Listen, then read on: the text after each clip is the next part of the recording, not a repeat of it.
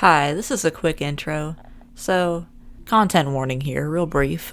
The story mentions topics like suicide and self harm and mental illness. So, if you're not cool with that, I don't think you should watch this video, probably, but just use your discretion. That's basically it. Just thought I'd mention that. Yeah. As for people who are uncomfortable with my swearing, well, I don't really care. I will try my best to warn you of serious content that's present in some of these, but this mouth ain't getting scrubbed clean, alright?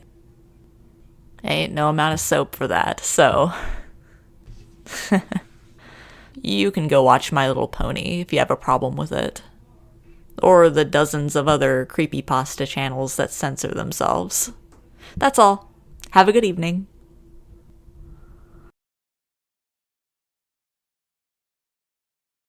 NoEnd house. Let me start by saying that Peter Terry was addicted to heroin. We were friends in college and continued to be after I graduated. Notice that I said, I. He dropped out after 2 years of barely cutting it. After I moved out of the dorms and into a small apartment, I didn't see Peter as much. We would talk online every now and then. AIM was king in pre-Facebook years. There was a period where he wasn't online for about 5 weeks straight. I wasn't worried. He was a pretty notorious flake and drug addict, so I assumed he just stopped caring. Then one night I saw him log on. Before I could initiate a conversation, he sent me a message. David, man, we need to talk. That was when he told me about the NoEnd house. It got that name because no one had ever reached the final exit. The rules were pretty simple and cliché. Reach the final room of the building and you win $500. There were 9 rooms in all. The house was located outside the city, roughly 4 miles from my house. Apparently, Peter had tried and failed. He was a heroin and who knows what the fuck addict. So I figured the drugs got the best of him, and he wigged out at a paper ghost or something. He told me it would be too much for anyone. That it was unnatural. I didn't believe him. I told him I would check it out the next night, and no matter how hard he tried to convince me otherwise, $500 sounded too good to be true. I had to go. I set out the following night. When I arrived, I immediately noticed something strange about the building. Have you ever seen or read something that shouldn't be scary, but for some reason a chill crawls up your spine? I walked toward the building and the feeling of uneasiness only intensified as I opened the front door. My heart slowed and a relieved sigh left me as I entered. The room looked like a normal hotel lobby decorated for Halloween. A sign was posted in place of a worker. It read, Room 1 this way, 8 more follow. Reach the end and you win. I chuckled and made my way to the first door. The first area was almost laughable. The decor resembled the Halloween aisle of a Kmart, complete with sheet ghosts and animatronic zombies that gave a static growl when you passed by. At the far end was an exit. It was the only door beside the one I entered through. I brushed through the fake spider webs and headed for the second room. I was greeted by fog as I opened the door to room 2. The room definitely upped the ante in terms of technology. Not only was there a fog machine, but a bat hung from the ceiling and flew in a circle. Scary.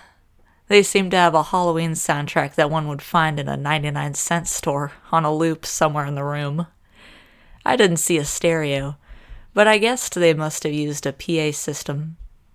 I stepped over a few toy rats that wheeled around and walked with a puffed chest across to the next area. I reached for the doorknob and my heart sank to my knees. I did not want to open that door. A feeling of dread hit me so hard I could barely even think. Logic overtook me after a few terrifying moments, and I shook it off and entered the next room. Room 3 is when things began to change. On the surface, it looked like a normal room. There was a chair in the middle of the wood-paneled floor. A single lamp in the corner did a poor job of lighting the area, casting a few shadows across the floor and walls. That was the problem. Shadows. Plural. With the exception of the chairs, there were others. I had barely walked in the door and I was already terrified. It was at that moment that I knew something wasn't right. I didn't even think as I automatically tried to open the door I came through. It was locked from the other side. That set me off. Was someone locking the doors as I progressed? There was no way. I would have heard them. Was it a mechanical lock that set automatically? Maybe. But I was too scared to really think. I turned back to the room and the shadows were gone. The chair's shadow remained, but the others were gone. I slowly began to walk.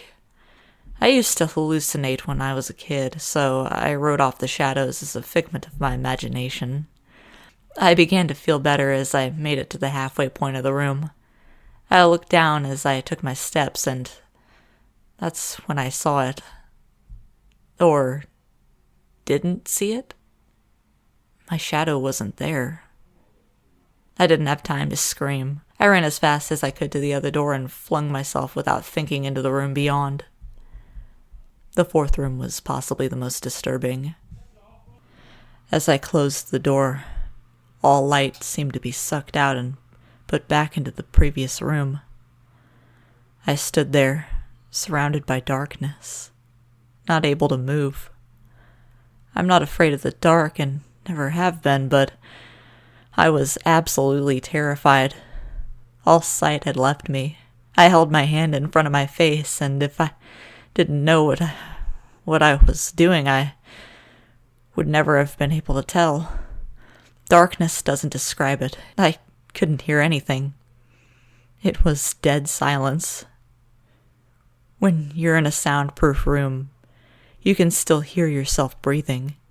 You can hear yourself being alive. I couldn't. I began to stumble forward after a few moments, my rapidly beating heart the only thing I could feel. There was no door in sight. Wasn't even sure there was one this time. The silence was then broken by a low hum. I felt something behind me. I spun around wildly, but could barely even see my nose. I knew it was there, though. Regardless of how dark it was, I knew something was there. The hum grew louder, closer. It seemed to surround me, but I knew whatever was causing the noise was in front of me, inching closer. I took a step back. I had never felt that kind of fear. I can't really describe true fear. I wasn't even scared I was going to die. I was scared of what the alternative was. I was afraid of what this thing had in store for me. Then the lights flashed for a second, and I saw it. Nothing. I saw nothing, and I know I saw nothing there. The room was again plunged into darkness, and the hum became a wild screech. I screamed in protest. I couldn't hear this goddamn sound for another minute. I ran backwards, away from the noise, and fumbled for the door handle. I turned and fell into room 5. Before I describe room 5, you have to understand something. I am not a drug addict. I have had no history of drug abuse or any sort of psychosis short of the childhood hallucinations I mentioned earlier, and those were only when I was really tired or just waking up. I entered the NoEnd house with a clear head. After falling in from the previous room, my view of room 5 was from my back, looking up at the ceiling. What I saw didn't scare me. It simply surprised me. Trees had grown into the room and towered above my head. The ceilings in this room were taller than the others, which made me think I was in the center of the house. I got up off the floor, dusted myself off, and took a look around. It was definitely the biggest room of them all. I couldn't even see the door from where I was. Various brush and trees must have blocked my line of sight with the exit.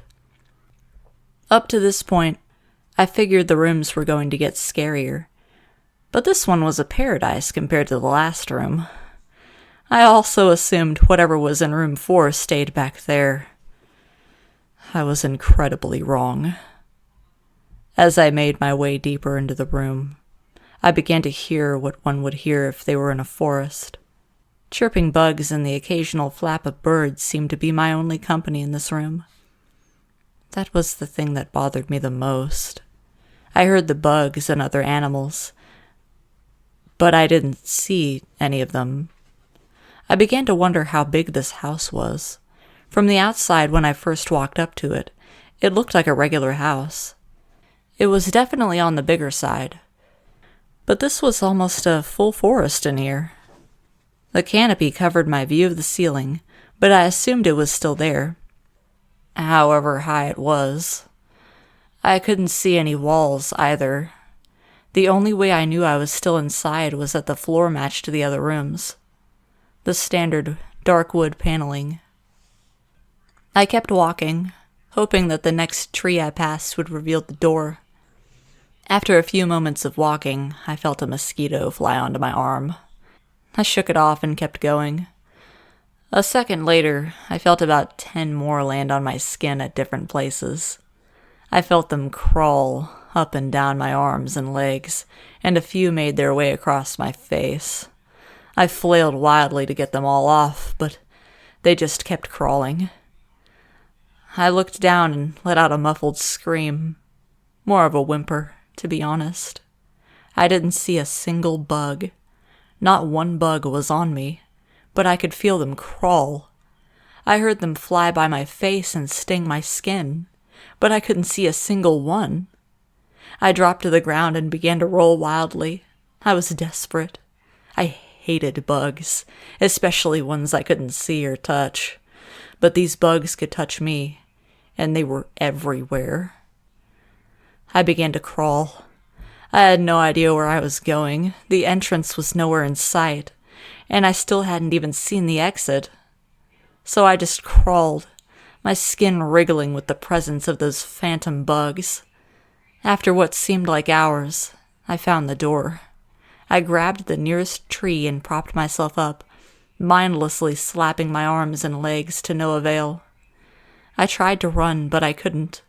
My body was exhausted from crawling and dealing with whatever it was that was on me. I took a few shaky steps to the door, grabbing each tree on the way for support. It was only a few feet away when I heard it. The low hum from before. It was coming from the next room, and it was deeper. I could almost feel it inside my body, like when you stand next to an amp at a concert. The feeling of the bugs on me lessened as the hum grew louder. As I placed my hand on the doorknob, the bugs were completely gone, but I couldn't bring myself to turn the knob. I knew that if I let go, the bugs would return, and there was no way I would make it back to room 4. I just stood there, my head pressed against the door marked 6, and my hand shakily grasping the knob. The hum was so loud I couldn't even hear myself pretend to think. There was nothing I could do but move on. Room 6 was next. And room 6 was hell. I closed the door behind me, my eyes held shut and my ears ringing. The hum was surrounding me. As the door clicked into place, the hum was gone. I opened my eyes in surprise, and the door I had shut was gone. It was just a wall now. I looked around in shock. The room was identical to room 3, the same chair and lamp, but with the correct amount of shadows this time. The only real difference was that there was no exit door, and the one I came in through was gone. As I said before, I had no previous issues in terms of mental instability, but at that moment I fell into what I now know was insanity. I didn't scream. I didn't make a sound. At first I scratched softly. The wall was tough, but I knew the door was there somewhere. I just knew it was. I scratched it where the doorknob was. I clawed at the wall frantically with both hands, my nails being filed down to the skin against the wood. I fell silently to my knees, the only sound in the room the incessant scratching against the wall. I knew it was there. The door was there. I knew it was just there. I knew if I could just get past this wall. "Are you all right?" I jumped off the ground and spun in one motion.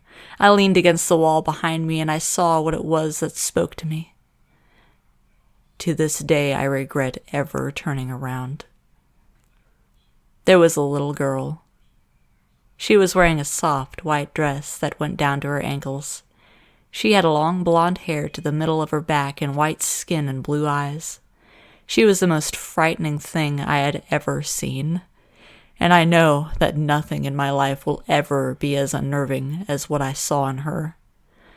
While looking at her, I saw something else. Where she stood, I saw what looked like a man's body, only larger than normal and covered in hair. He was naked from head to toe, but his head was not human, and his toes were hooves. It wasn't the devil, but at that moment it might as well have been. The form had the head of a ram and the snout of a wolf. It was horrifying, and it was synonymous with the little girl in front of me. They were the same form. I can't really describe it, but I saw them at the same time. They shared the same spot in that room, but it was like looking at two separate dimensions. When I saw the girl, I saw the form, and when I saw the form, I saw the girl. I couldn't speak. I could barely even see.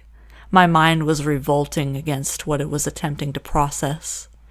I had been scared before in my life, and I had never been more scared than when I was trapped in the 4th room. But that was before room 6. I just stood there, staring at whatever it was that spoke to me. There was no exit. I was trapped here with it. And then it spoke again. "David, you should have listened." When it spoke, I heard the words of the little girl, but the other forms spoke through my mind in a voice I won't attempt to describe. There was no other sound. The voice just kept repeating that sentence over and over in my mind, and I agreed. I didn't know what to do. I was slipping into madness, yet I couldn't take my eyes off what was in front of me. I dropped to the floor. I thought I had passed out, but the room wouldn't let me. I just wanted it to end. I was on my side, my eyes wide open and the form staring down at me. Scurrying across the floor in front of me was one of the battery-powered rats from the 2nd room. The house was toying with me, but for some reason, seeing that rat pulled my mind from whatever depths it was headed, and I looked around the room. I was getting out of there. I was determined to get out of that house and live and never think about this place again. I knew this room was hell, and I wasn't ready to take up a residency. At first, it was just my eyes that moved. I searched the walls for any kind of opening. The room wasn't that big, so it didn't take long to soak up the entire layout. The demon still taunted me, the voice growing louder as the form stayed rooted where it stood. I placed my hand on the floor, lifted myself up to all fours, and turned to scan the wall behind me. Then I saw something I couldn't believe. The form was now right at my back, whispering into my mind how I shouldn't have come. I felt its breath on the back of my neck, but I refused to turn around. A large rectangle was scratched into the wood, with a small dent chipped away in the center of it. Right in front of my eyes, I saw the large 7 I had mindlessly etched into the wall. I knew what it was. Room 7 was just beyond that wall, where room 5 was moments ago. I don't know how I had done it. Maybe it was just my state of mind at the time, but I had created the door. I knew I had. In my madness, I had scratched into the wall what I needed the most, an exit to the next room. Room 7 was close. I knew the demon was right behind me, but for some reason, it couldn't touch me. I closed my eyes and placed both hands on the large 7 in front of me. I pushed. I pushed as hard as I could. The demon was now screaming in my ear. It told me I was never leaving. It told me that this was the end, but I wasn't going to die. I was going to live there in room 6 with it. I wasn't. I pushed and screamed at the top of my lungs. I knew I was going to push through the wall eventually. I clenched my eyes shut and screamed, and the demon was gone. I was left in silence. I turned around slowly and was greeted by the room, as it was when I entered. Just a chair and a lamp. I couldn't believe it, but I didn't have time to think. I turned back to the 7 and jumped back slightly. What I saw was a door. It wasn't the one I had scratched in, but a regular door with a large 7 on it. My whole body was shaking. It took me a while to turn the knob. I just stood there for a while, staring at the door. I couldn't stay in room 6. I couldn't. But if this was only room 6, I couldn't imagine what 7 had in store. I must have stood there for an hour, just staring at the 7. Finally, with a deep breath, I twisted the knob and opened the door to room 7. I stumbled through the door mentally exhausted and physically weak. The door behind me closed, and I realized where I was. I was outside. Not outside like room 5, but actually outside. My eyes stung. I wanted to cry. I fell to my knees and tried, but I couldn't. I was finally out of that hell. I didn't even care about the prize that was promised. I turned and saw that the door I had just went through was the entrance. I walked to my car and drove home, thinking of how nice a shower sounded. As I pulled up to my house, I felt uneasy. The joy of leaving NoEnd house had faded and dread was slowly building in my stomach. I shook it off as residual from the house and made my way to the front door. I entered and immediately went up to my room. There on my bed was my cat, Bakersville. He was the first living thing I had seen all night, and I reached to pet him. He hissed and swiped at my hand. I recoiled in shock, as he had never acted like that. I thought, whatever, he's an old cat. I jumped in the shower and got ready for what I was expecting to be a sleepless night. After my shower, I went to the kitchen to make something to eat. I descended the stairs and turned into the family room. What I saw would be forever burned into my mind, however. My parents were lying on the ground, naked and covered in blood. They were mutilated to near unidentifiable states. Their limbs were removed and placed next to their bodies, and their heads were placed on their chests facing me. The most unsettling part was their expressions. They were smiling, as though they were happy to see me. I vomited and sobbed there in the family room. I didn't know what had happened. They didn't even live with me at the time. I was a mess. Then I saw it. A door that was never there before. A door with a large 8 scrawled on it in blood. I was still in the house. I was standing in my family room, but I was in room 7. The faces of my parents smiled wider as I realized this. They weren't my parents. They couldn't be. But they looked exactly like them. The door marked 8 was across the room, behind the mutilated bodies in front of me. I knew I had to move on, but at that moment I gave up. The smiling faces tore into my mind. They grounded me where I stood. I vomited again and nearly collapsed. Then the hum returned. It was louder than ever, and it filled the house and shook the walls. The hum compelled me to walk. I began to walk slowly, making my way closer to the door and the bodies.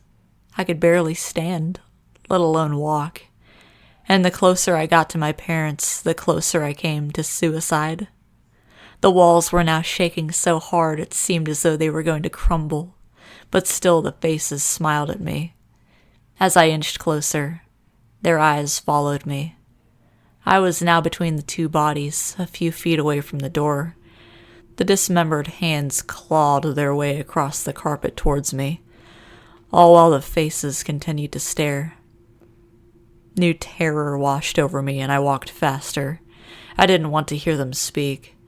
I didn't want the voices to match those of my parents. They began to open their mouths, and the hands were inches from my feet. In a dash of desperation, I lunged toward the door, threw it open, and slammed it behind me. Room 8. I was done. After what I had just experienced, I knew there wasn't anything else this fucking house could throw at me that I couldn't live through. There was nothing short of the fires of hell that I wasn't ready for. Unfortunately, I underestimated the abilities of NoEnd House. Unfortunately, things got more disturbing, more terrifying, and more unspeakable in Room 8. I still have trouble believing what I saw in Room 8.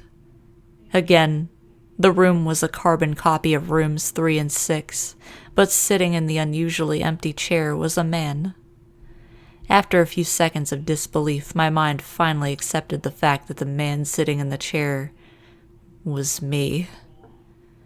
Not someone who looked like me. It was David Williams. I walked closer.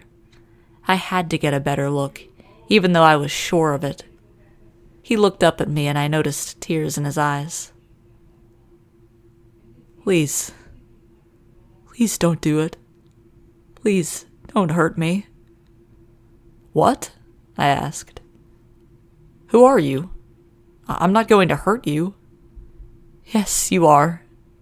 He was sobbing now. You're going to hurt me, and I don't want you to. He sat in the chair with his legs up and began rocking back and forth. It was actually pretty pathetic looking, especially since he was me, identical in every way. Listen, who are you? I was now only a few feet from my doppelganger. It was the weirdest experience, yet standing there talking to myself, I wasn't scared, but I would be soon. Why are you... You're going to hurt me, and you're going to hurt me if you want to leave. You're going to hurt me. Why are you saying this? Just calm down, all right? Let's try and figure this... And then I saw it. The David sitting down was wearing the same clothes as me, except for a small red patch on his shirt embroidered with the number 9. You're going to hurt me. You're going to hurt me. Don't, please. You're going to hurt me. My eyes didn't leave that small number on his chest. I knew exactly what it was. The first few doors were plain and simple, but after a while, they got a little more ambiguous. 7 was scratched into the wall, but by my own hands. 8 was marked in blood above the bodies of my parents. But 9, this number was on a person. A living person. Worse still, it was on a person that looked exactly like me. David, I had to ask. Yes, you're going to hurt me. You're going to hurt me. He continued to sob and rock. He answered to David. He was me, right down to the voice. But that 9... I paced around for a few minutes while he sobbed in his chair.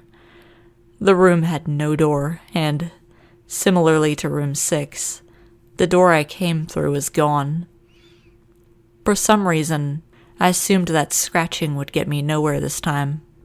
I studied the walls and floor around the chair, sticking my head underneath and seeing if anything was below. Unfortunately, there was. Below the chair was a knife. Attached was a tag that read, "To David, from management."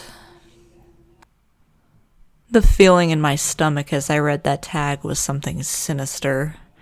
I wanted to throw up, and the last thing I wanted to do was remove that knife from under that chair. The other David was still sobbing uncontrollably. My mind was spinning into an attic of unanswerable questions. Who put this here, and how did they get my name?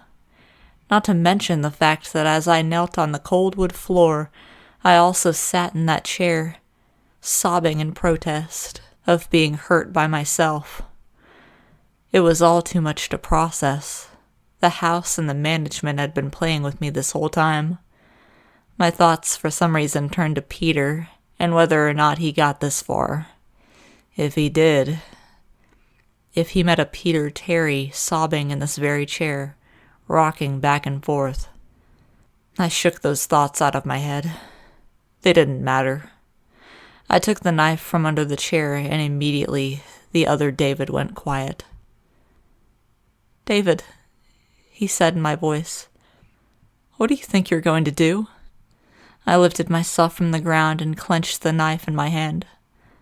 "I'm going to get out of here." David was still sitting in the chair, though he was very calm now. He looked up at me with a slight grin. I couldn't tell if he was going to laugh or strangle me. Slowly, he got up from the chair and stood, facing me. It was uncanny. His height and even the way he stood matched mine. I felt the rubber hilt of the knife in my hand and gripped it tighter.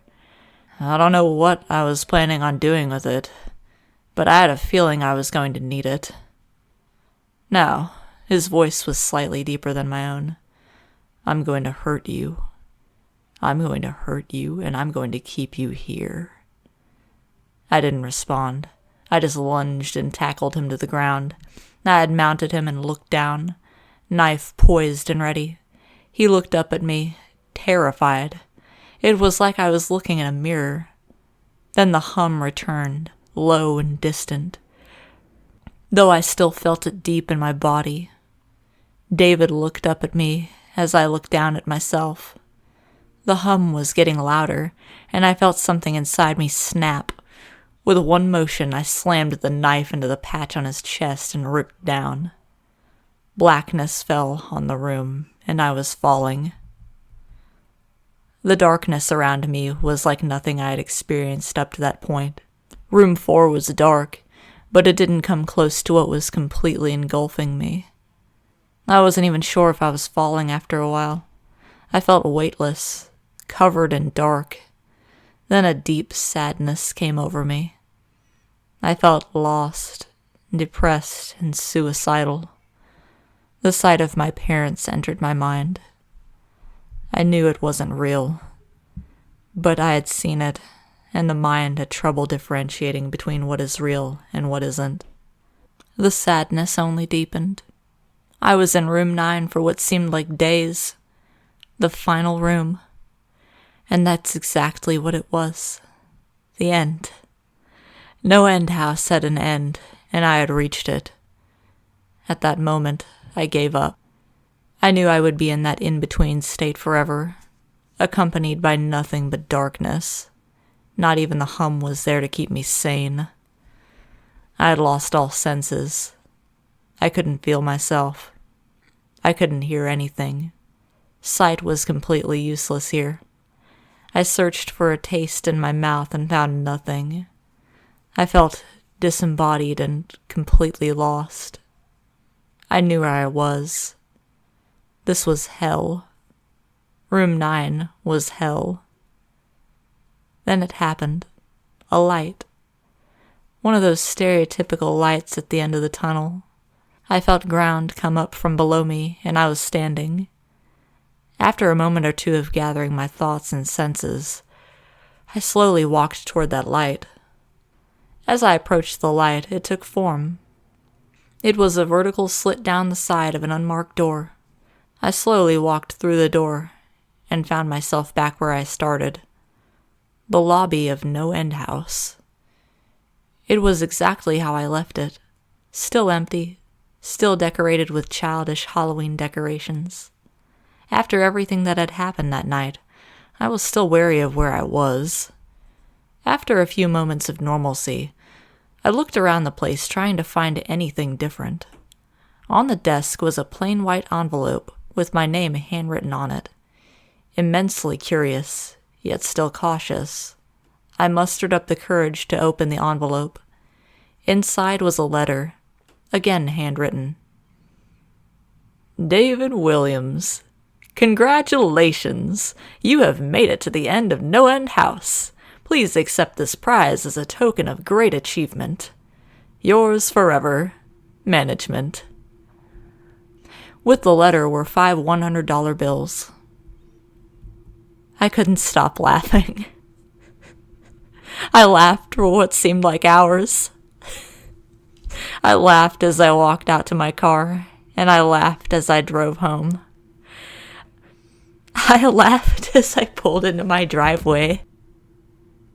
I laughed as I opened my front door to my house, and laughed as I saw the small 10 etched into the wood. It had been 3 weeks since I heard any word from David. In the 6 months since we started dating, we had only gone 3 days without talking, and that was after a pretty intense fight. There was nothing out of the ordinary when I had talked to him last. He had just mentioned that he was going to check something out a friend told him about. But then I got a really weird text the night before. It was from David, but it wasn't from his number. It only had 5 words in it. No end, don't come, David. Something was wrong. After I read that text, I felt nauseous, like I was seeing something I shouldn't.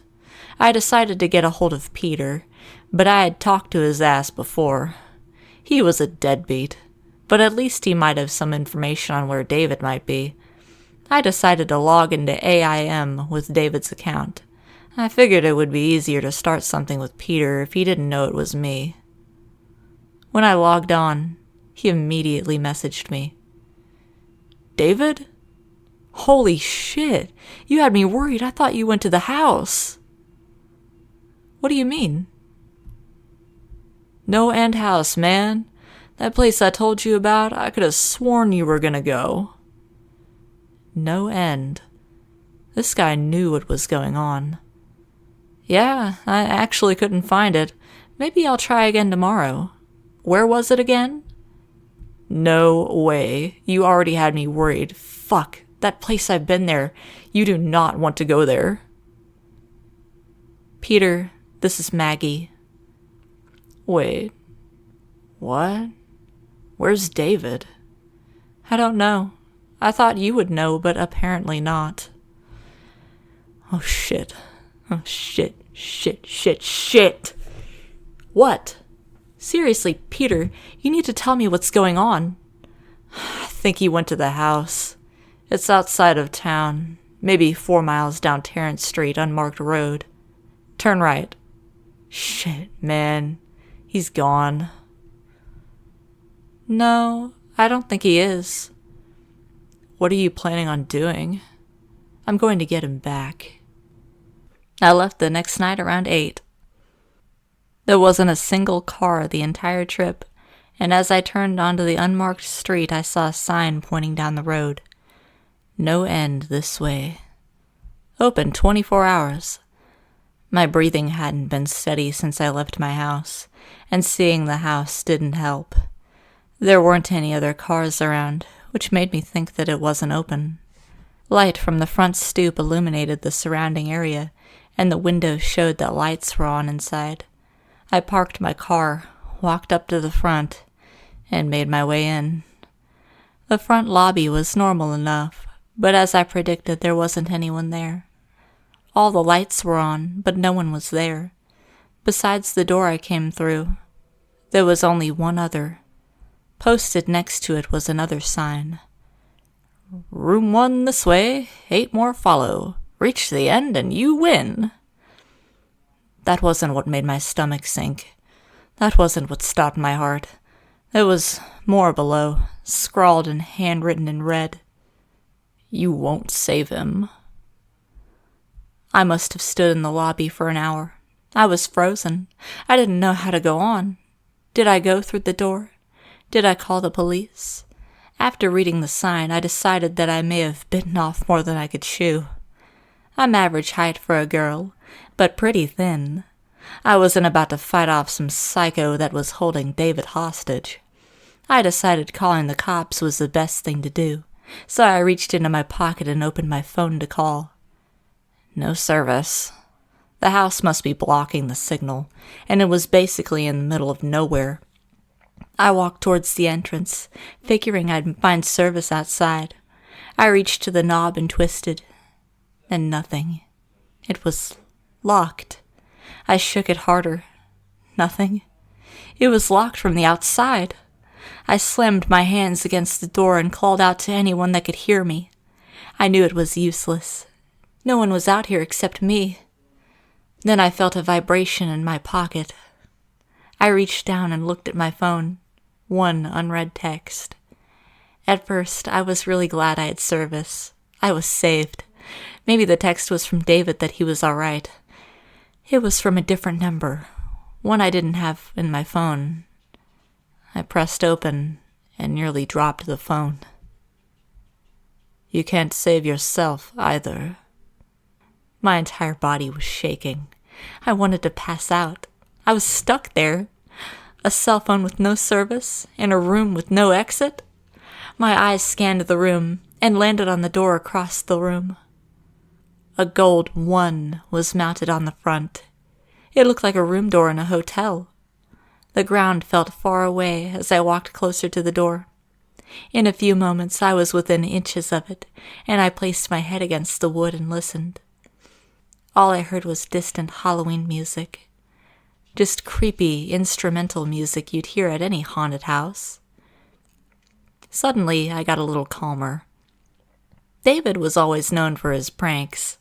He would tell me about these elaborate setups he and his friends would make for the new players on their soccer team.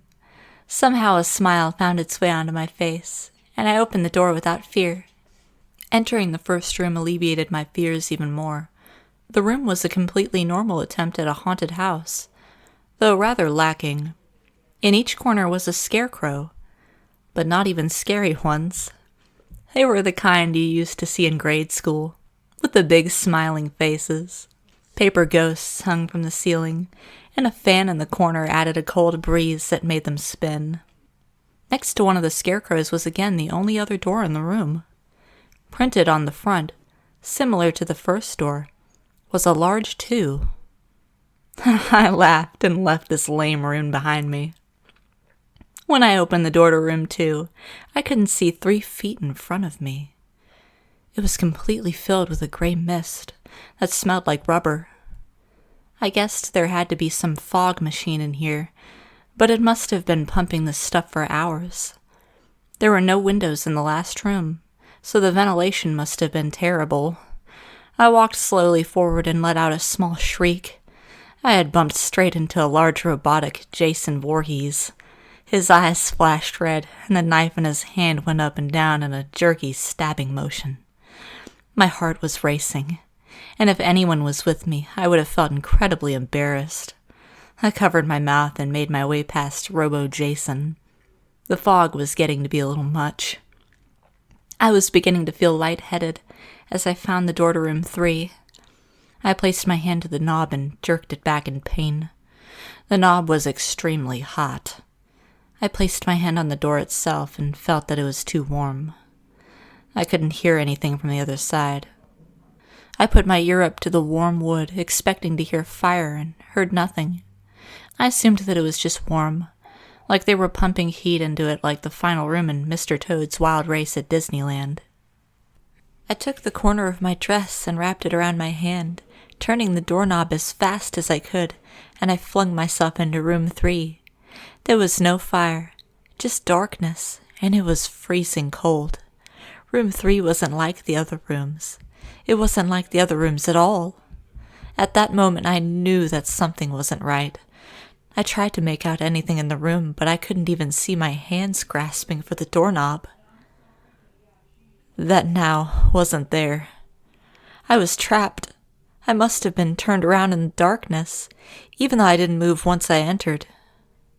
I must have gotten turned around in all this darkness. At that moment, a light on the ceiling flashed on, a single spotlight pointing directly down, illuminating a small table, and on the small table was a flashlight. Even though I couldn't really see where I was going, I moved forward. The light on the ceiling was enough to make my way to the table. As I reached for the flashlight, I noticed a small tag attached to the handle. To Maggie, from management. The moment I finished reading, the light above me turned off, and I was again left in the dark. I fumbled with the flashlight for a second before I was able to turn it on. From what seemed like every direction, a low and rumbling hum surrounded me. My heart was pounding, and I started to spin in place, darting the beam of the flashlight all around me. There was nothing in the room, but after a while I noticed something terrifying. It could have been my imagination, but I could see a figure dart away at the last second wherever the beam of light hit. I began to panic.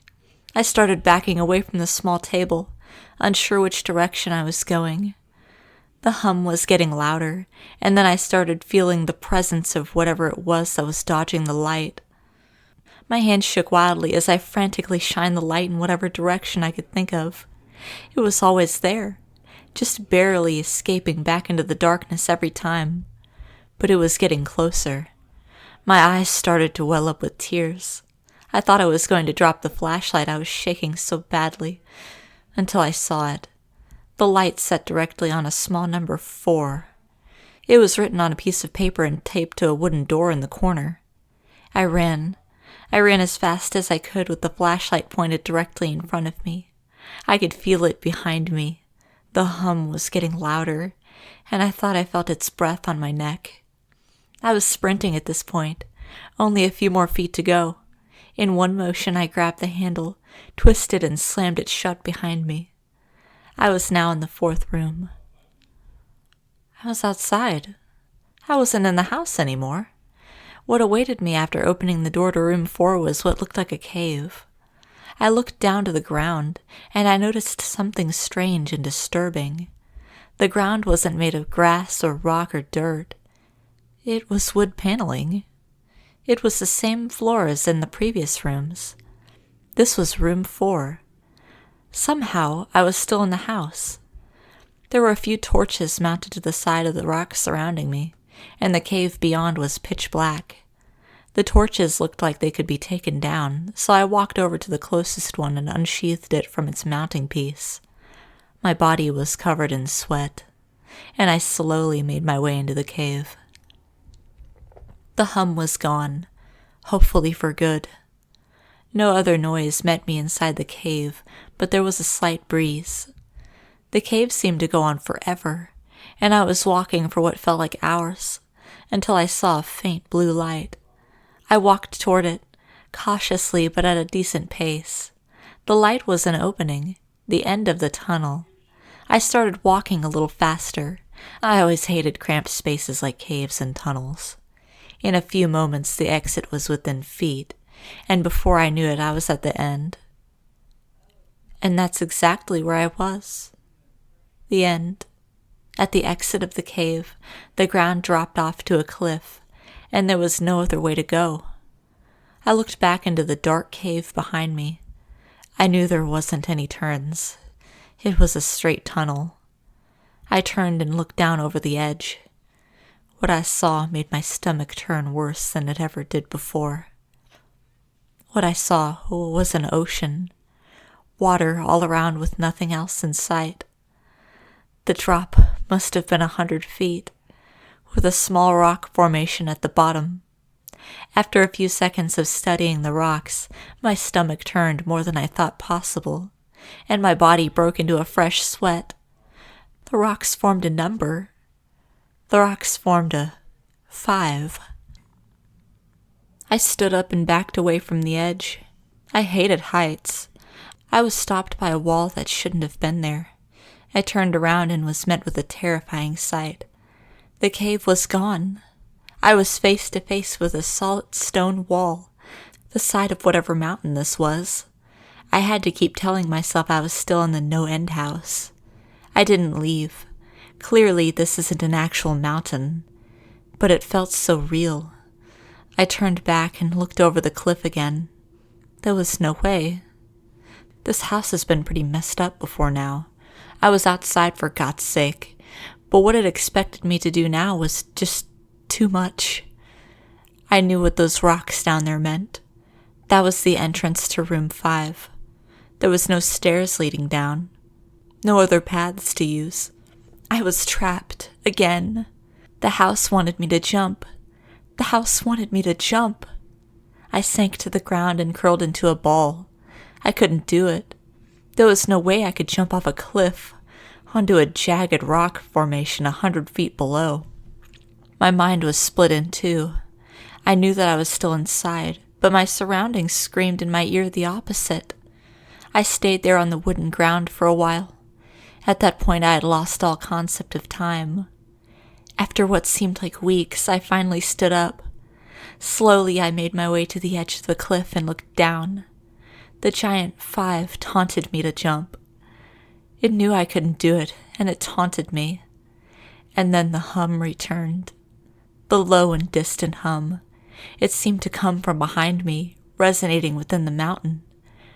I don't know what came over me, but after hearing that sound, something inside me lit up. I clenched my eyes shut, and I jumped. The wind was rushing up as I fell, and a deep fear washed over me. I was going to die. I was going to smash into those rocks and die. They were going to tear me apart, and I was going to die. I didn't dare open my eyes. I just fell. Even with the loud wind around me, the hum was now deafening. I just wanted it to be over. I just wanted it to be over. I just wanted to hit the rocks, and I wanted it to be over. And then it stopped. I wasn't falling anymore, but I never hit the rocks. I opened my eyes and looked around. I was standing on the familiar wood paneling of the house. The hum was gone, and silence took its place. I had made it. I was in room 5. I didn't know how it happened, but I was in room 5. The feeling of dread was gone, and I was just incredibly happy to be alive. After a few moments to collect myself, I decided to look around at the rest of the room. My happiness left me fast. This room was empty. The walls matched the floor, and the ceiling matched the walls, and the walls had no doors or windows. I was in a sealed box. Then I realized I didn't make it. I wasn't safe. I had made it out of the 4th room, but only to enter room 5. And there was no leaving it. At that moment, I wondered if David had been in this room. I wondered if he had jumped off that 100-foot cliff and ended up stuck in this room. And if he did, that means he got out. He wasn't here. I was alone. He got out. And I would too. The thought of David escaping this room gave me newfound confidence, and a second wind filled my spirit. I was going to get out of this room, find David, and get us the hell out of here. I walked around the perimeter of the wall and felt for any sort of inconsistencies. Nothing. The walls were flawless, barely a scratch on them, let alone some secret exit. I started to knock at random places on the walls. They were completely solid. The confidence started to leave me. I was running out of ideas. And that's when she spoke to me. "Maggie, you shouldn't have come here, Maggie." I nearly jumped out of my skin, if that was possible. I was still facing the wall, and the voice had come from the middle of the room. The voice was that of a little girl. At least, that's what it sounded like. I turned around slowly, and my eyes fell on who spoke to me. I was right, a little blonde girl, no more than 7 years old, with light blue eyes and a long white dress. She smiled at me and spoke again. "But now that you're here, let's play a game." There was something horrifying about that little girl. She wasn't scary like those horror girls are in those Japanese movies. She looked completely normal. If I saw her walking down the street, I would have just walked right on by. But looking into her eyes, I felt complete terror. Jumping off of a cliff was scary, but I would jump off 20 cliffs twice as high if it meant I could take back 1 minute of looking into her soulless eyes. After a moment of staring, I finally spoke. "What game? Who are you?" I mumbled. "If you lose, you die." "If I win, he dies." My heart sank somewhere below my feet. I couldn't believe what I was hearing, but I knew she was telling the truth. "Which will it be?" she smiled. "Neither." I don't know where I found the courage to talk back to this demon child, but I had come too far just to let David die. And if I died, this was all for nothing. No, I chose neither, but then I saw it. The reason the little girl terrified me. She was more than just a small child. Looking at her, I also saw what appeared to be a large man, covered in hair, with the head of a ram. It was a horrible sight. I couldn't see one without seeing the other. The little girl stood in front of me, but I knew her true form. It was the worst sight I had ever seen. "Too bad." And with that, she was gone. I was all alone again, in an empty and silent room. Only this time, something was added. A small table where she stood appeared from nowhere, as though it was there the whole time. There was something on it, but I couldn't tell from where I was. I walked up to the table and looked at the small object. It was a small razor, like the one you would find in an X-Acto knife. I reached out to pick it up, and as I did, a scream left my mouth. When my hand came into view, I saw something that was never there before. It looked as though something was branded into my skin. A single number 6. I looked back to the razor and noticed the tag attached to it. "To Maggie, from management. Thought you may need this." After reading the note, I started sobbing uncontrollably. Tears were rushing down my face harder than they ever have in my life. I had never cried like that, and I don't think I ever will again. I fell to the ground and sunk my head into the hardwood floor. I was sobbing for hours, just lying there on the ground. And then the crying stopped and depression set in. I don't even know why I was crying. It wasn't about David. It wasn't even about how I was stuck there. There were still no doors in this room. I was still trapped. But that's not why I was sad. I was in the deepest depression possible. Complete and emotionless depression. I felt empty, and clawed my way up from the ground and steadied myself against the table. My eyes fell on the razor, and I picked it up. I was going to kill myself. I couldn't handle it anymore. I had had it. David was probably dead. I was trapped in here. It was over. I pressed the razor against my wrist, right above the 6 that had appeared on my skin. The sobbing came back, and I just stood there, crying with the razor pressed against my wrist. David was dead. I was about to die. Nothing mattered anymore, and with one deep cut, I sliced down my wrist. Immediately after slicing down my wrist, I was no longer in room 5. I didn't die. I knew that for sure. The depression was gone, but I was by no means happy. Tears were still finding their way down my face. The room I was in was similar to the one previous, and again, it had no doors. There wasn't any lamps, but somehow I was still able to see everything clearly. The room was completely empty, but before I had time to think of what to do next, it went dark, and the hum from before returned. I covered my ears in protest. It was louder than it ever was, but it was over in a moment, and the lights returned. Only this time something was added to the room. And then I screamed. There in the middle of the room, strung up by chains and naked from the waist up, was David. It looked like he was tortured. Knife wounds littered his chest and arms. "David!" I ran up to him as fast as I could. He was conscious. I saw his chest move up and down, but he wasn't speaking. And that's when I noticed what was etched into his chest. I dropped to my knees as I saw it. The 7 stared at me as though it had eyes. I heard David try and speak, and I got to my feet and got as close as I could to him. "David! David, can you hear me?" "Maggie, what are you doing here?" His voice was slight, but he was talking, and I was thankful for that. "David, I'm trying to save you. How do I get you down?" There were large padlocks on the chains holding him in place. I looked around the room for any sort of key, but all I found was a small knife in one of the corners. The metal was way too thick for that knife to even dent it, so I disregarded it as useless. I went back to David. It looked like he was on the verge of death. And then I felt my pocket vibrate. It startled me, something awful. I took the phone out of my pocket.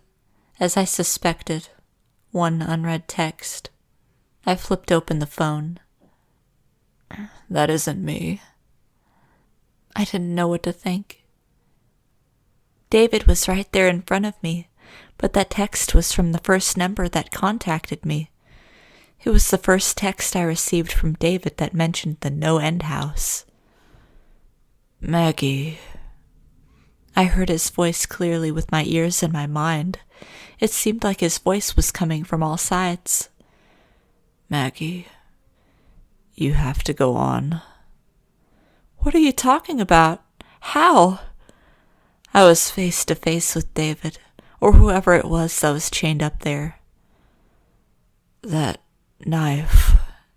He made a slight movement of his hand toward the corner. "Go get it." I ran and was immediately back with the knife clenched in hand within a few seconds. I had no idea what was going on, but I needed to save him and would do anything. "Now stab me in the chest." "What?" I was shocked. David hung there, staring directly into my eyes. "You have to run that knife through the 7 on my chest. It's the only way to save us both." "No." I stumbled backwards. "No, you're not making any sense." "Maggie!" He was screaming now. His eyes looked frantic. The side of his mouth curled into a twisted grin. "Maggie, stab me now. It's the only way."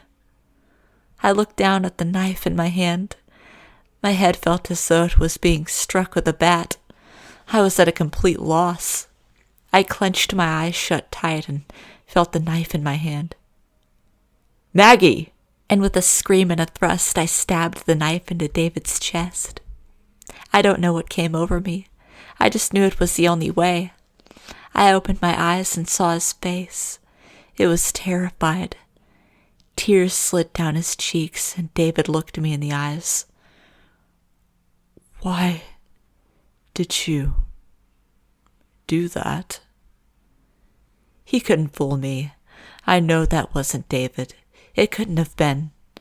Or else I wouldn't have been able to stab him. I know it wasn't. I know it wasn't. His eyes rolled back as the life left him. But that's when it changed. The 7 on his body was gone. The blood dripped down onto the ground into a pool below me. The crimson liquid stretched out in every direction. The circle nearly filled the room, and I began to sink. I tried to move, but I couldn't. It was like quicksand. The blood was up to my knees now. As much as I tried to struggle, I just sank deeper. Up to my chest now. I clawed and scratched at the wood around me. The lifeless body of David hung above, his head facing me, smiling. The blood reached my neck. I was beyond terrified. Before long, I was fully submerged and fell into darkness. When I woke up, I was outside the house. I could feel the cold earth below me. I rolled onto my back and looked up at the night sky. The NoEnd house towered above me, complete with my car parked in the same spot. I wasn't sure whether I should laugh or cry. I was out. I was out. I was out. I was out. I got up and dusted off my pants. My body was still shaking as I walked to my car, but a feeling of uneasiness washed over me. There was no way I escaped. The house wouldn't just let me go. Something wasn't right. I knew it. I knew I didn't kill David in the 6th room. I knew I didn't. But he was nowhere to be found. I reached down into my pocket and took out my phone. No unread messages, but I had service. I flipped it open and began a text to David. "Where are you?" I wrote. Within a second of sending it, I got a reply. I pressed open excitedly. "Room 10, your room 7. Run." And the deafening hum returned. I bolted. I didn't know where I was going, but I knew I wasn't outside. I was still in the house. The hum rattled everything around me. It shook the trees and the air itself. I just needed to find an 8. I needed to find the exit room. I needed to find the next room. That was my only chance. I needed to find room 8. The first few rooms were obvious, but as I progressed, it was getting less and less clear where the rooms started and ended. I had no idea what I was looking for. Anything that had a number on it. I needed to find an 8. I needed to find an 8. I needed to find... Unread text. "Your address." What the hell did he mean? My address? I slid the phone back in my pocket. The hum was growing louder and louder, and that's when it hit me. My address. My address. My address. It couldn't be. It couldn't be. 4896 Forest Lane. Unit number 8. I slammed into my car and flung the door open. The hum shook the metal of the car and seemed to follow me inside. I floored it and made my way back down the dirt road toward my apartment. None of this was making sense. How was room 8 my apartment? Should I have even trusted that text? It was from David. I know it was. There was no reason not to trust it. It took no time at all to drive to my complex, and honestly, I didn't even remember driving. It was like when you zone out for a minute and wake up farther down the road. I didn't even bother locking it as I ran up to the front gate. My hands fumbled with the keys as I unlocked the bolt and made my way into the first hallway on the left. My complex was huge, but my apartment was one of the first ones on the left. I ran as fast as I could, past 4, past 5. My head was spinning. This night was weighing down on me like a lead vest. Past 6. The farther I made it down the hallway, the farther away the hum seemed to be. As I passed Unit 7, I could barely hear it anymore. And when I stopped in front of my unit, I was in complete silence. I just stood there, standing in front of my apartment. The small gold 8 was at eye level with me. I reached for the doorknob and slowly slid my key in, twisted, and the door swung open, and I was sucked in like a vacuum, the door slamming behind me. Room 8. I got up off the floor and looked around. It was identical to my apartment. If I didn't know any better, I would have assumed that I was home, and that this was a bad dream. My mind went to David and wondered what room 8 was to him, what it was that the house showed him. I walked around and studied the area. Literally everything was how I left it, right down to the half-eaten Chinese left out next to the sink. I looked over at my computer desk in the family room. The monitor was still on, and AIM was still up and running. I walked over and sat in front of it, scrolling through my conversation with Peter. It was there, word for word. The house knew all of this, and how I had no idea. To be honest, I tried my hardest not to think about it. The answer no doubt something I was better off not knowing. I tried to click out of AIM, but it wouldn't let me. The computer just froze. I clicked shut down. Nothing. I clicked Cert-Alt-Delete. Nothing. I pressed the monitor's power button. Nothing. And then a pop-up appeared on screen. It was a video chat. I looked at the list of people in it, and there were 2 names, Maggie and Management. The video feed was live, and all it showed was a gray wall. Then a message from Management popped into the text box. Hope everything is how you left it. Who are you? I responded. Enjoy the show. And that's when the camera turned. The camera focused on a young man strapped to a surgical table. He was completely naked and sobbing quietly to himself. The image wasn't that clear, but I thought I had recognized the man laying there. He was tall, short brown hair, and a faintly pale complexion. This is what happens when people attempt to cheat. That's when I realized who it was. Strapped to the surgical table was Peter Terry, and he wasn't alone. I don't want to describe what I watched at that moment. The screams, the sounds that Peter made were unlike anything I ever heard out of a human. I couldn't look away. I wanted to, but I think it was the power of the room. I couldn't look away. Peter let out one final soul-curdling scream, but I didn't hear it through the computer speakers. It was coming from my room. My heart sank as I spun around towards the hallway. I got up off my chair, and I could still hear the screams emanating as I walked toward its source. I reached my bedroom door, and the screams were now replaced by the hum. That hum. It had haunted me the entire time. I slowly opened the door, and I saw inside my room what I had seen on my computer. There was the surgical table, with whatever was left of Peter Terry strewn across its top. No one else was there. The others in the room were gone, but a chill went up my spine. The management was here with me, only one room away. I walked closer to the table. The stench was horrific, and it took everything in me to stop from vomiting. I knew I was nearing the end. I had to be. I looked around the room. Somewhere in here was the entrance to the next room. I knew it had to be, and it was. But it was simpler than I had expected. Across the room, where my bathroom door should have been, was a simple wooden door, similar to the early ones in the house. Something was stapled to the door, something long and bloody. It was the entrails of Peter Terry, and they formed a 9 on the door. I felt bad for Peter, but I had gone through hell that night.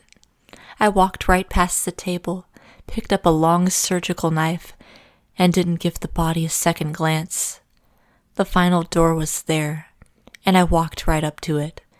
This night was about to end, and I was coming out of that room with David, and I was going to stop whoever it was that was keeping him here. The door opened easily, and as I stepped through, I saw what was waiting for me. It was an empty room. It resembled a waiting room for a doctor's office. There were a few chairs lining the wall, and crumpled up old magazines in a basket in the corner. Across the room on the opposite side from where I came in, there stood a single door. My heart sank when I read the label printed on the wood. It wasn't a number. It was a single word. Management. I clenched the surgical knife in my hand. All right, I'm fucking ending this. They were on the other side of the door. I could feel it, and David was too. The hum was louder than it had ever been. I could feel it inside me. It was coming from inside me. As I walked, it got louder, and as I placed a hand on the door, the room was filled with the sound. I turned the knob and opened the door. The room waiting for me was not what I expected. It was the front lobby. The same front lobby that began this entire hell. Only this time, there was someone behind the desk. My heart jumped out of my chest when I saw who it was. It was Peter Terry. Hello, Maggie. Peter? No, there was no way. How? What? Who were you expecting? A ghost? Satan? Some creepy little blonde girl? He was smiling. I wasn't. What the hell is going on here? Maggie, come on. Just think for 2 seconds. Who first told David about this place? You didn't. Who told you about David's whereabouts here? God damn it, Peter. You were his friend. I'm sorry, Maggie, but that's how we run business here. Where is he? Where is he? He's in here with us in the house, Maggie. He isn't going anywhere, and neither are you. I don't know what took over me, but I lost it. I jumped over the counter and shoved Peter to the ground. I grabbed him by the hair and slammed his head into the ground, the surgical knife in my other hand pressed firmly against his neck. I wanted to kill him. I had to kill him. He killed David. He wasn't killing me. Maggie, you can't. There's always going to be someone to run the house. No. I slid the knife across his throat and slammed his head further into the ground. I don't think there will be. With his death, the room went dark. I could still feel the surgical knife, but I was no longer holding on to Peter's hair. I don't know for how long I was in the darkness, but it felt like ages. I stood and felt for the desk, balancing myself with one hand on the side of the marble surface. Then the lights came on. I could see the windows across the room. It was still night out. I looked out and saw him. David was walking around outside, seemingly unharmed.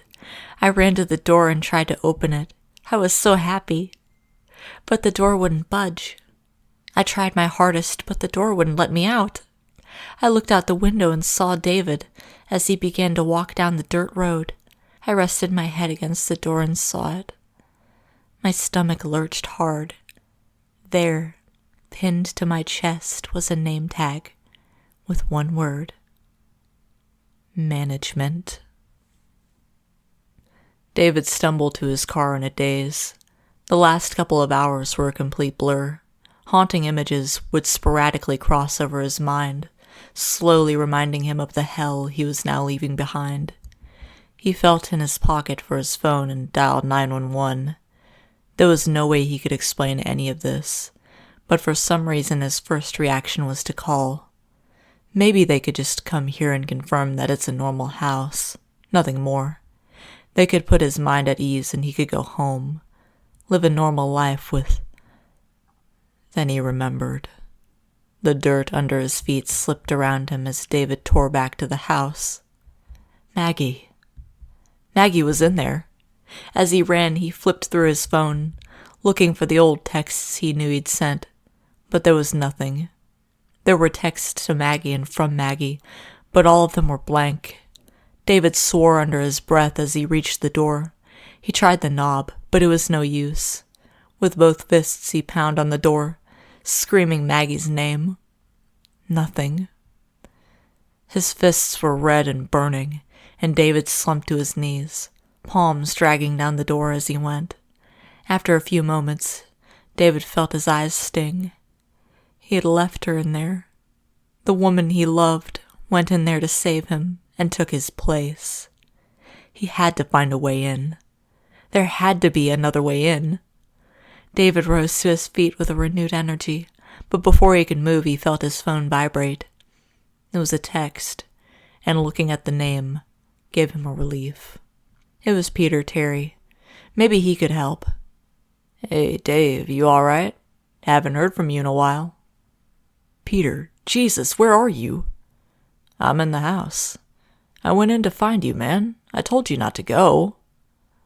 "It's past now, whatever, but Peter, I need to get back in. Do you know how?" "Go around back. There's an oak next to the house with a trap door at its base. Go through there. It's a service entrance." Why the fuck would this place need a service entrance?" "Just get to the tree, man. I'm trying to help you." David didn't have time to ask anything more. He took off running down the porch to the other end of the house, leaping over the side rail and landing in an awkward pile below. He could see the tree wasn't far. Or maybe it was. The tree was so big that the depth perception was hard to figure. And was that even there before? Yeah, he had other shit on his mind earlier, and who really takes notice of trees?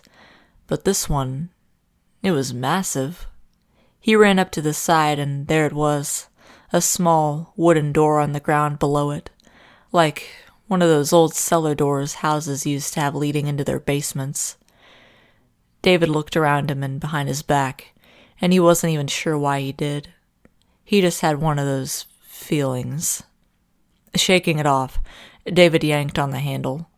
The rusted hinges groaned in protest, but after a few hard pulls, it gave way and revealed the darkness below. With a heavy sigh, David slowly made his way down. Jesus, it was dark.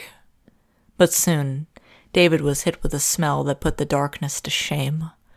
It was like burnt hair covered in shit and mold. He spit onto the ground.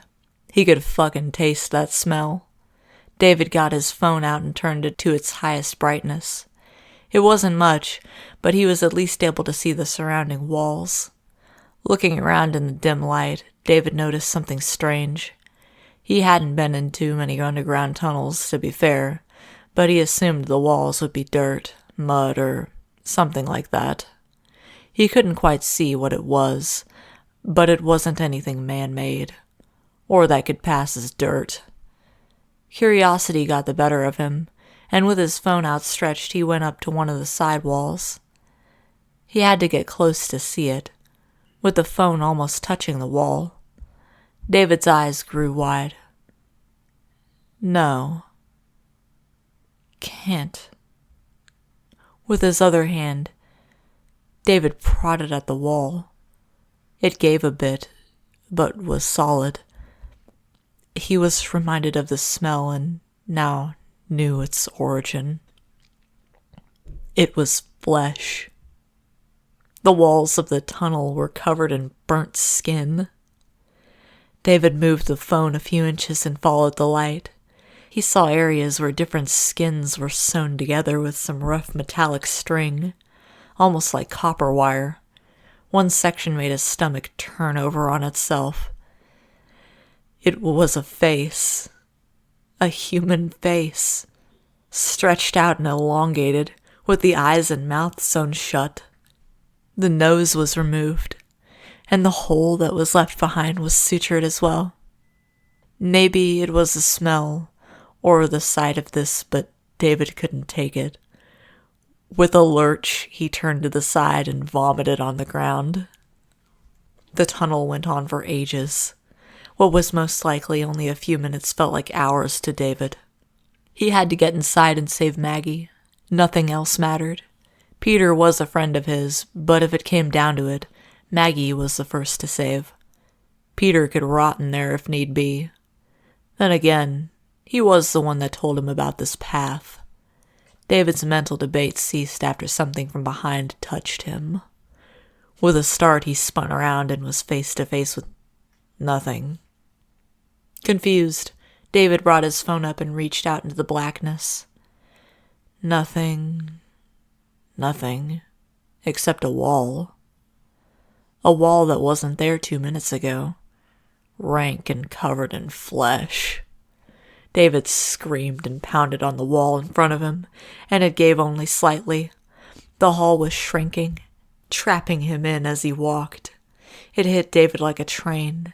He was in the service tunnel, but he was in the house. It had him. There was no going back. The house was pulling him in, and it was glad to see him. Earlier, this may have fazed David more than it did at that moment. There, in that hell of a tunnel, David barely flinched. He had seen what this place was capable of, and he had witnessed some of the most sanity-testing experiences imaginable. He'd seen it all. Or at least he thought. As he walked, David could now hear the tunnel shrinking in from behind. The grinding, sloshing noise of flesh twisting on itself to seal him in made him feel sick again. But he only sped up his walking. After a moment, he heard something that made him stop dead in his tracks. It was a voice. A girl's. And it wasn't Maggie's. "Why did you come back? Why did you come back?" David stood there frozen. The voice seemed to come from everywhere. "Why did you come back? Why?" The screaming was getting closer, and David braced himself against the back wall. Soon he heard the thundering footsteps of someone running towards him, and then he saw her. A girl, no older than 13, running up to him, yelling her constant question. David was too stunned to react, short of just standing there. The girl ran up to him and began to pound on his chest with her fists, hard at first, but then weakening, like a spoiled girl hitting the ground when she doesn't get her way. "Why, David? Why did you come back?" The girl slumped to her knees in front of him, with one final hit against his leg. David stood there in shock, hands slightly raised and tense. His fear began to ease out of him.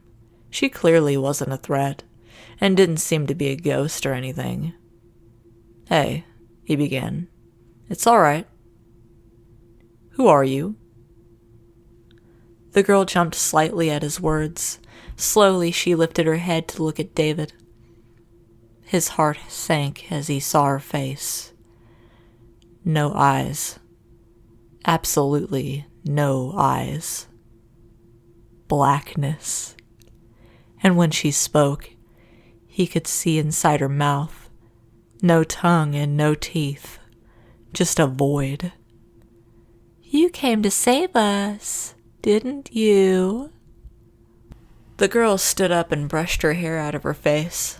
For some reason, even taking into consideration how terrifying she should have been to David, there was something oddly normal about the girl. She had shoulder-length brown hair and was skinny as a rail, with a few specks of freckles across her nose and cheeks. Even her clothes could have been found in any store. Black tank top and jeans tucked into black-red boots. She was older than he first thought as well. Closer to 16, if she even had an age. A hum from behind them startled them both, and dragged David back into his current situation. "We have to go," she said. "Now." And the girl grabbed his hand and took off. Surprised, David followed and nearly dropped his phone. He tried to hold it up as far as he could to light the way. "No need." The girl raised her free hand in front of her as she spoke. "I got it." She mumbled something under her breath, something that couldn't have been English, and a glowing light pulsated in front of them and followed. It was like a spotlight from above was following their movements. The hum from behind was getting louder as they approached the first fork in the tunnel. Without hesitation, the girl veered them over to the right. Clearly she knew where she was going, and David wasn't about to argue. After a moment, the humming stopped, and they stood in front of a ladder leading up into darkness. "Just up here," and the girl began to climb the ladder before them. David snapped back into reality, and he was incredibly confused. "Wait!" The girl stopped mid-climb and looked over her shoulder. "Look, I know this is weird." No, I know what weird is. I've seen weird. Who are you?" "I'll explain soon, okay? We just really kinda need to get out of here, okay? No one is supposed to be here, and we, well, are, so..." And with that, the girl returned to her climb. David was about to retort, but the hum from behind grew louder. Survival outweighed understanding at that point, and David grabbed the ladder and followed the girl, leaving that tunnel hopefully for the last time. The ladder led the pair into an empty room. It almost looked like a huge broom closet. A few scattered buckets and mops were lining the walls. But for being a part of the house, it was very unassuming. The girl next to him shook herself off and shoved her hand towards David. Her mood swings were clearly something to be impressed with, and David reluctantly took her hand and shook it. "You're probably wondering who I am and why I know you." The girl didn't even wait for David to respond. "My name is Natalie, and this is sort of my house." "What are you talking about? How is this your house? This fucking place is your house?" I know, but you have to understand what happened. It wasn't always like this. And what the hell? What was that thing you did with the light down there?" "Yes, I know. This is all a part of it. It all relates. Just let me explain." Natalie paused and looked at David. He closed his mouth and looked back at her, letting her know she was now free to talk without interruption. "This is my house. I know it may seem like hell right now, and you're right, it is. My family kind of dealt in some weird stuff. We moved into this house about 10 years ago, and it was nice. A small, quaint place, yeah, considering I'm used to the city, but it was nice. The problem is, my family, we can do things. Witches, I guess." Natalie kind of laughed at the thought. "Mostly just parlor tricks, like that light show you saw in the tunnels. But some of us, like my brother, took it a bit too far. He started to mess with some dark dealings, demons and summonings and the like. I mean, summoning isn't always bad. I can summon a cat, for instance, which is kind of cute. But what my brother dealt with was far worse. We would try and tell him to end it, but the power was kind of getting to him. Peter was never one to listen to reason." "Peter?" The idea was circling David's head, but he wasn't quite ready to accept it. Peter had been his friend for years. He thought. "This one night, 7 years ago, my brother took it too far. Summoning demons for a few minutes here and there wasn't enough for him anymore. He needed more. We would ask him why he was so obsessed with all this, and he would only respond by asking, 'Why not?' What happened over the next few nights? It's kind of hard to talk about." Even with her blacked out eyes, David could tell this memory really pained the young girl. All of this hell, was because of her brother, his friend. It seemed to David that this girl was just as much a prisoner as he was. "All right," David said, putting a hand on her shoulder. "Then let's get you out of here." David took a look at his surroundings. His heart jumped slightly as he glanced around. Aside from the hatch in the floor they just entered through, there wasn't any other exit. Just smooth cement walls. "Do you know where we are?" he asked the girl, hoping to God she had some idea. "Yeah, of course," she said, with a bit too much hesitation for David's liking. "It's my house, isn't it?" And with that she made her way over to one of the far walls. The surface of the wall was a smooth, brushed gray cement. There was no way through. No door. Nothing. Natalie reached into her pocket and took out what looked to be a small piece of artist's charcoal. She pressed it to the wall and began to draw a long, swooping line about 3 feet in length. Line after line followed, and David watched in awe as the girl stood back and admired her work. David had never seen anything like it outside of fantasy movies. It was like a yin and yang mixed with a pentagram, mixed with a child's doodle.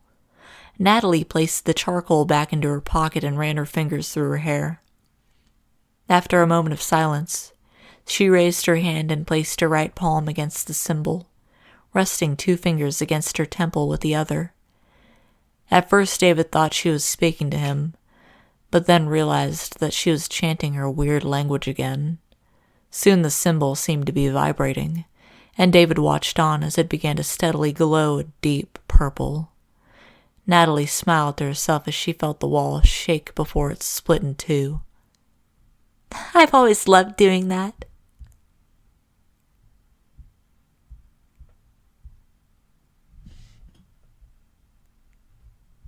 I left the next night around 8.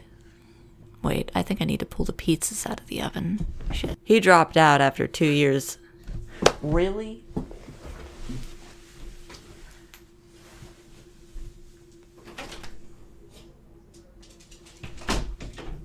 My entire body was shaking. I wanted to pass out. I was stuck there. Oh wait, I already read that part. Damn it.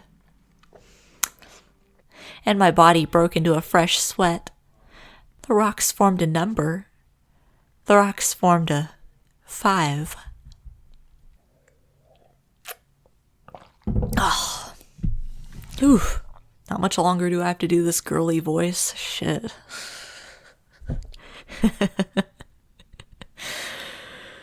Whew. Speaking in falsetto. Okay. Oh. This is harder than I thought. Yeah, is this thing on? I think it is. Come along with me. Testing 1, 2, 3. Testing the mic. Okay. Pinned to my chest was a name tag with 1 word. Management. Whew. Oh boy, I can finally stop doing that voice.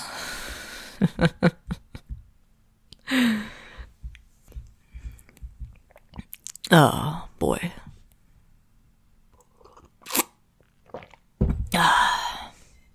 Some god tier voice acting right there, huh? I went from a Keebler elf to slightly higher pitched Keebler elf. Alright. Yeah, I don't know. Man. Oh my god, stop revving like a douchebag and fucking go already. After a moment, he heard something that made him stop dead in his tracks. It was a voice. A girl's. And it wasn't Maggie's. Why did you come back? Why did you come back? Oh, shit.